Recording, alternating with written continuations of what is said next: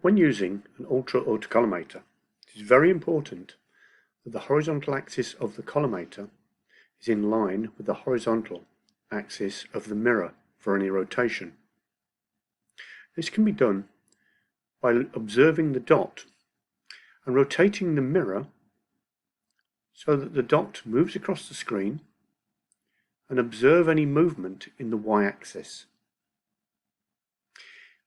If we observe that the dot is moving down,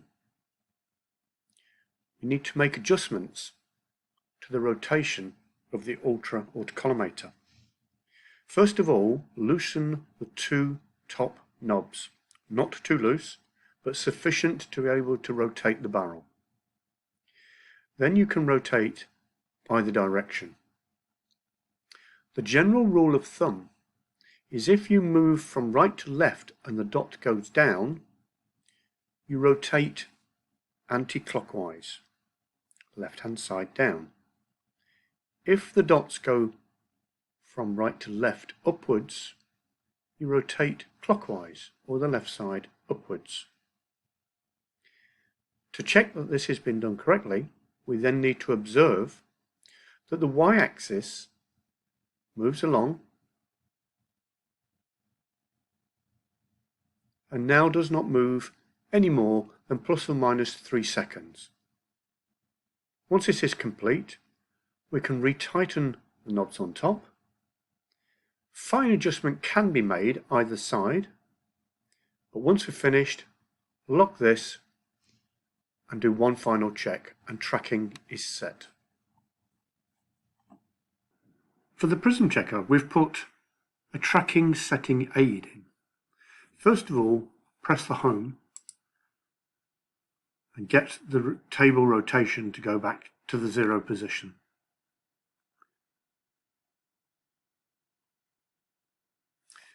Then place a mirror on the surface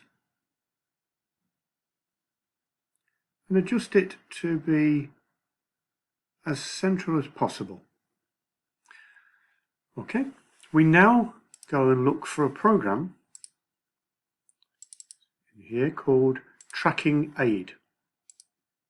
This program will now run automatically through you and tell you what to do on how to set tracking. We say run, and we do. The first thing it does is tells you to set the ultra to 0. So we now make this the 0 position. Okay. It will then go back 0.2 seconds and forwards and show you the error in the Y. We're now trying to reduce that to as small as possible. And it says here, if the y-axis is positive, then rotate the top away from you. In this case, the y is negative. So I'm going to rotate the top towards me, but only a very small amount. I then say OK, and it will repeat it for me automatically. Goes back, sets it to 0, goes across the full size of the screen, and you can see I've now gone too far. So it's positive, so I've got to rotate the top away from me.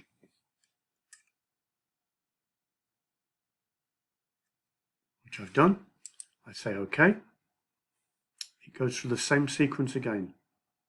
So all you have to do is follow the instructions on the screen. We're now set tracking with it less than half a second. We're aiming for 3 seconds. Tracking is finished. You can then cancel and cancel the measurement. All we do now is tighten the 2 screws on top of the collimator, finger tight, not over tight, and just repeat the test to make sure that nothing has changed.